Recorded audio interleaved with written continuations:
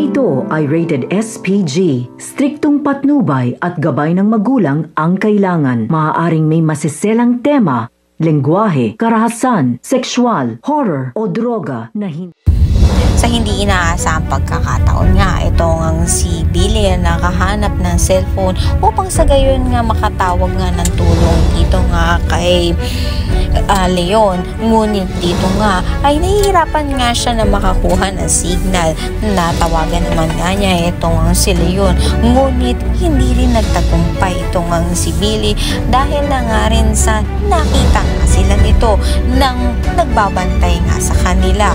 At ito'y inatake naman nga itong si Tori ng sakit ng tiyan dahil nakakain nga ito ng poison. Agad nga idinala ito sa ospital upang maagapan nga ito.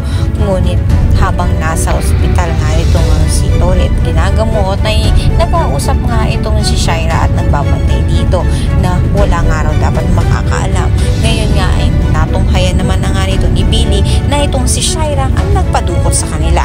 Kaya naman pakatutukan nga natin dito kung makakatakas pa nga ba itong sila Tori at itong si Billy sa mga kamay nga nito ni Shaira. At ngayon na natunghayan na nga nito ni Billy katotohanan ng kanyang tita pa mismo ang nagdukot sa kanya ay mas lalong malalagot ito sa kanyang ama na si Leon. Ang lahat ng yan mga natin na salamat sa